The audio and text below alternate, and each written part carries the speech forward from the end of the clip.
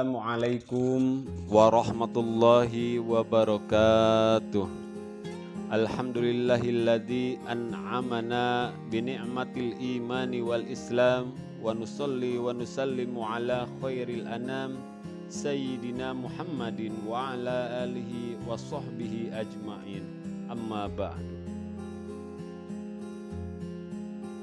Surat Al-Baqarah yang artinya sapi betina merupakan surat kedua dalam Al-Quran setelah Al-Fatihah. Rasulullah SAW bersabda, surat Al-Baqarah adalah puncak Al-Quran. Diturunkan bersamaan dengan turunnya 80 malaikat pada tiap-tiap ayatnya. Dikeluarkan dari Arasy, firman-Nya, Allah tidak ada Tuhan melainkan Dia yang hidup kekal lagi terus-menerus mengurus makhluknya.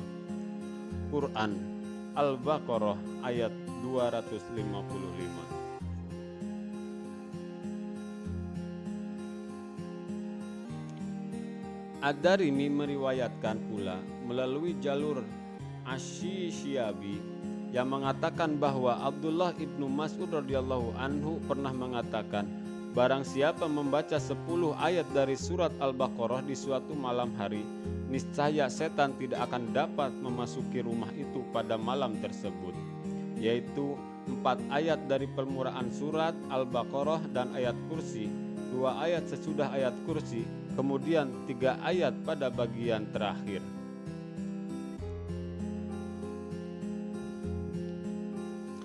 Di dalam riwayat lain disebutkan bahwa setan tidak dapat mendekati rumah itu, tidak dapat pula mendekati penghuninya pada malam tersebut. Tidak pula sesuatu yang tidak disukai akan menimpanya. Tidak sekali-kali ia dibacakan terhadap orang gila, melainkan pasti sadar dari penyakit gilanya. Berikut 2 ayat terakhir surat Al-Baqarah yang perlu dihafal dan diamalkan oleh orang-orang muslim. Bismillahirrahmanirrahim. Amanar rasulu bima unzila ilaihi mir rabbih wal mu'minun. Kullun amana billahi wa malaikatihi wa kutubihi wa rusulihi la nufarriqu baina ahadin mir rusulihi wa qalu sami'na wa ata'na ghufranaka rabbana wa ilaikal masir.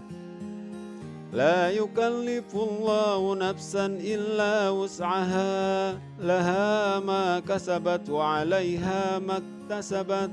Rabbana la tu'akhidna in nasina aw akhta'na.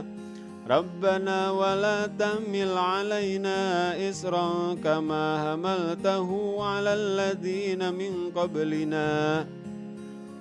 Rabbana wa la tuhammilna ma la taqata lana bih wa'fu anna waghfir lana warhamna anta maulana fansurna 'alal qaumil kafirin. Artinya, Rasul telah beriman kepada Al-Quran yang diturunkan kepadanya dari Tuhannya. Demikian pula orang-orang yang beriman, semuanya beriman kepada Allah, malaikat-malaikatnya, kitab-kitabnya, dan rasul-rasulnya. Mereka mengatakan, kami tidak membeda-bedakan antara seorang pun dengan yang lain dari rasul-rasulnya. Dan mereka mengatakan, kami dengar dan kami taat. Mereka berdoa, ampunilah kami ya Tuhan kami, dan kepada Engkaulah tempat kembali. Allah tidak membebani seseorang melainkan sesuai dengan kesanggupannya.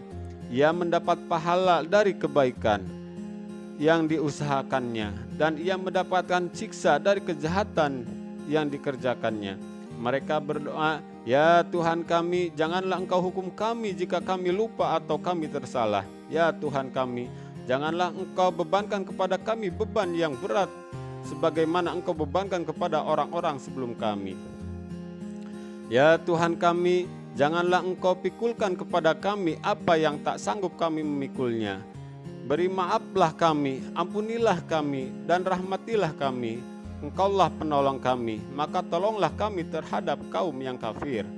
Quran Surat Al-Baqarah 285 sampai 286. Berikut hadis-hadis yang menerangkan tentang keutamaan surat Al-Baqarah ayat 285 dan 286. Nabi Muhammad SAW bersabda, barang siapa yang membaca 2 ayat ini dari akhir surat Al-Baqarah di suatu malam, maka kedua ayat ini dapat mencukupinya. Dari Abu Dzar menceritakan bahwa Rasulullah SAW pernah bersabda, aku dianugerahi ayat-ayat penutup surat Al-Baqarah dari pembendaharaan di bawah aras yang belum pernah diberikan kepada seorang nabi pun sebelumku. Hadis ketiga diriwayatkan oleh Imam Muslim. Disebutkan bahwa telah menceritakan kepada kami Abu Bakar ibnu Abu Syaibah, telah menceritakan kepada kami Abu Usamah, telah menceritakan kepada kami Malik ibnu Maghul.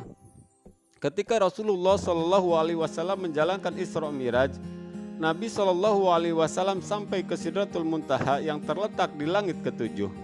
Hanya sampai batas Sidratul Muntaha, berhenti segala sesuatu yang naik dari bumi, lalu dihentikan sampai padanya. Hanya sampai kepadanya segala sesuatu turun dari atasnya. Lalu dihentikan sampai kepadanya. Abdullah ibnu Mas'ud mengatakan, sehubungan dengan firman-Nya, Muhammad melihat Jibril ketika Sidratul Muntaha diliputi oleh sesuatu yang meliputinya. An-Najm 16. Yang dimaksud dengan sesuatu yang meliputinya adalah kupu-kupu emas. Abdullah ibnu Mas'ud mengatakan bahwa Rasulullah SAW dianugerahi 3 perkara, yaitu Nabi SAW dianugerahi salat 5 waktu dan dianugerahi ayat-ayat yang mengakhiri surat Al-Baqarah, serta diampuni bagi orang yang tidak mempersekutukan Allah dengan sesuatu pun dari kalangan umatnya, dengan ampunan yang menyeluruh. Dari Uqbah ibnu Amir al-Juhani yang menceritakan bahwa Rasulullah SAW telah bersabda, bacalah 2 ayat dari akhir surat Al-Baqarah, karena sesungguhnya aku memberikan keduanya dari pembendaharaan di bawah aras untuk kamu. Dari An-Numan ibnu Bashir dari Nabi Muhammad SAW yang telah bersabda, sesungguhnya Allah telah menulis kitabnya sebelum menciptakan langit dan bumi dalam jangka 2000 tahun. Dia menurunkan 2 ayat darinya untuk mengakhiri surat Al-Baqarah dengan keduanya. Tidaklah ayat itu dibaca di dalam sebuah rumah selama 3 malam, melainkan setan tidak ada yang berani memasukinya. Dari Ibnu Abbas yang menceritakan bahwa Rasulullah SAW apabila membaca ayat terakhir dari surat Al-Baqarah dan ayat kursi, maka beliau tersenyum lalu bersabda, sesungguhnya kedua ayat ini berasal dari pembendaharaan Tuhan yang maha pemurah di bawah aras. Apabila beliau SAW membacakan firman-Nya, barang siapa yang mengerjakan kejahatan, niscaya akan diberi pembalasan dengan kejahatan itu. An-Nisa 123.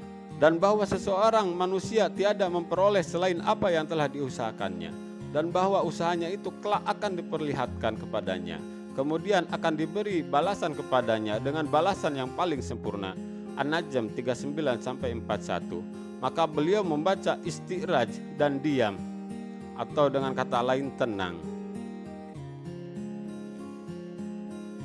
Dari Ibnu Abbas yang menceritakan bahwa Rasulullah SAW bersabda, sesungguhnya Allah memaafkan dari umatku keliru, lupa, dan apa yang dipaksakan kepada mereka untuk melakukannya.